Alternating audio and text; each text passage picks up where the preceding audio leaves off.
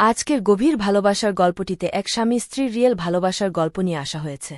আশা করছি গল্পটি আপনাদের পছন্দ হবে। হ্যালো বন্ধুরা, সবাই কেমন আছো? আশা করি সবাই ভালো আছো। বন্ধুরা, আজকে একটা গল্প নিয়ে হাজির হলাম। আশা করি গল্পটা ভালো লাগবে আর আপনাদের কাছে চ্যানেলটাকে সাবস্ক্রাইব করুন। গভীর ভালোবাসার গল্প, ভালোবাসার আবির।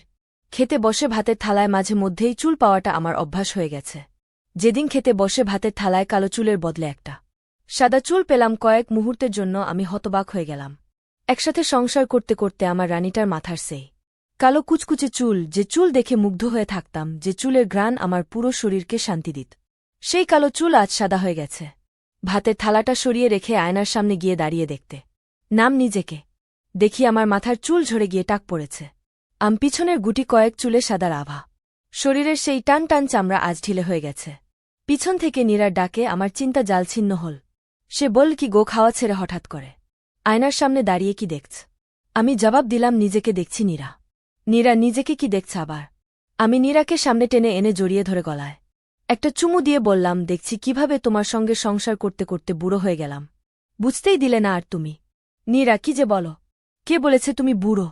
তুমি এখনও আমার সেই হ্যান্ডসাম ছেলেটা, যার দিকে আমি তাকিয়ে থাকতাম আর মুগ্ধ হয়ে দেখতাম। আমি সত্যি কিভাবে ৪৫টি বছর পেরিয়ে গেল কিছুই বুঝলাম না। নীরা, মনে পড়ে তোমার সেই দিনের কথা? আমাকে পার্কে গোলাপ দিয়ে প্রপোজ করেছিলে। সেই দিনের স্মৃতিগুলো আমার মনে ঝলক দিয়ে গেল।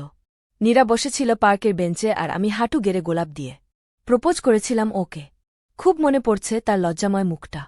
আমাদের কাছে আসার লড়াইটা সত্যি সহজ ছিল না। সবথেকে বেশি মাথা চাড়া দিয়ে উঠেছিল কাস্ট সমস্যা। দুই পরিবার কিছুতেই মেনে নিচ্ছিল না আমাদের। বলছি যখন, তাহলে আমাদের লাভ স্টোরিটা প্রথম থেকেই বলি। নীরার সঙ্গে আমার পরিচয়টা হয়েছিল কলেজের টেলিগ্রাম গ্রুপের মাধ্যমে। কোনো একটা বিষয় নিয়ে জানতে চেয়েই আমাদের পরিচয়। এখানে বলে রাখি, আমি কিন্তু নীরার চেয়ে 2 বছরের বড়। স্বামী স্ত্রীর গভীর ভালোবাসার গল্পটা ভালো লাগলে বন্ধুদের সাথে শেয়ার করুন আর চ্যানেলটাকে সাবস্ক্রাইব করুন প্লিজ প্লিজ। আমি যখন 3য় বর্ষে, সে তখন সবে কলেজে ভর্তি হয়েছে। এরপর গ্রুপে নানান বিষয় নিয়ে আলোচনায় একে অপরের কাছে আসতে যা। যেহেতু তাদের ক্লাসের সময় আর আমাদের ক্লাসের সময় আলাদা, আমরা কখনোই একে অপরকে সামনে থেকে দেখিনি। যাই হোক, এরপর ধীরে ধীরে টেলিগ্রাম থেকে হোয়াটসঅ্যাপকে দুইজনের কথা শুরু। কথা বলতে বলতে আরও কাছে আসা। আর এরপর আমাদের অনলাইনে প্রপোজ। এরপর আমরা ঠিক করি দেখা করব। প্রথম দেখা হওয়ার সেই অনুভূতি অতুলনীয়। প্রথম দেখতেই বুকে ঢেউ খেলে গিয়েছিল, শরীরে একটা তরঙ্গ প্রবাহিত হয়ে যায়। সেদিন আসার সময় তার গালে চুমু দিই। সেই চুমু আমি আজও ভুলতে পারি না। যখনই মনে পড়ে আপ্লুত হয়ে যায় নিজেই। এভাবেই দেখতে দেখতে কেটে গেল 2 বছর। কলেজ শেষ হওয়ার পর নীরার উপর বাড়ি থেকে বিয়ের চাপ আসা শুরু হল। এদিকে আমি তখন বেকার যুবক। একদিন রাতে ফোনে নীরা প্রচুর কান্না করে। সে জানায় আমাকে ছাড়া সে বাঁচবে না। যে করেই হোক আমাকেই তার চাই। বিশ্বাস করবেন, আমাকে পাওয়ার জন্য সে অনেক বড় বড় চাকরি করা ছেলের বিয়ের প্রস্তাব ফিরিয়ে দিয়েছে, এমনকি সে কাউকে ঘরে পর্যন্ত আসতে দেয়নি। ভাবতেও অবাক লাগে ঠিক কতটা ভালোবাসলে একজন বেকারের জন্য নীরা এত চাকরি করা ছেলেকে অপমান করে ফিরিয়ে দিয়েছে। এরপর আমি ঠিক করি যেভাবেই হোক আমাকে একটা চাকরি জোগাড় করতেই হবে। শুরু করলাম পড়াশোনা। আর এই পড়াশোনার সময়টাতে সবসময় তাকে সাথে পেয়েছি আমি। নোট বানিয়ে দিয়ে বলে বলে সেটাকে মুখস্থ করিয়ে নেওয়া। প্রতিদিন রাতে আমাকে পড়া ধরা, এমনকি কোন সময় কি পড়ব সব ঠিক করে দিয়েছিল সে। এরপর এক্সাম ক্লিয়ার। আমার এক্সাম ক্লিয়ার এর খবর শুনে আনন্দে প্রচুর কেঁদেছিল মেয়েটা। আমরা ভেবেছিলাম এরপর হয়তো আমাকে মেনে নেবে নীরার পরিবার। নীরা আমার কথা বাড়িতে জানায়, কিন্তু আমাদের মেনে নেয়নি নীরার বাবা। নীরার কাছে তখন 2টি রাস্তা, হয় আমি না হয় তার পরিবার। বাবাকে বোঝানোর অনেক চেষ্টা করেও যখন নীরা ব্যর্থ হল, তখন নীরার মায়ের আশীর্বাদ নিয়ে আমরা বিয়ে করি। এদিকে আমার বাবা নীরাকে মেনে নিতে নারাজ। পরিবারের দোহাই দিয়ে নীরা যেমন আমাকে না ছেড়ে আঁকড়ে ধরেছিল, আমিও সেটিই করলাম। বছর ঘুরতে না ঘুরতেই ডাক পড়ল নীরার বাড়িতে।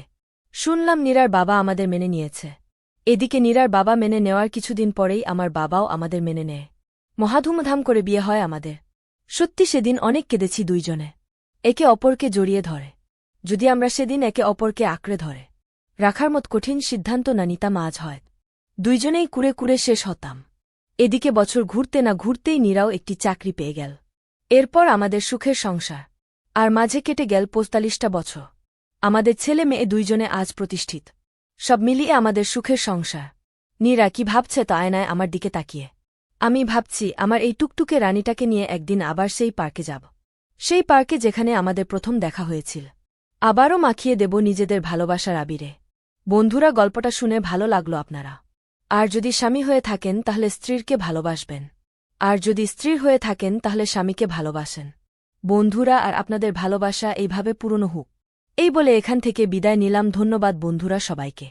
আর চ্যানেলটাকে সাবস্ক্রাইব করতে ভুলবেন না।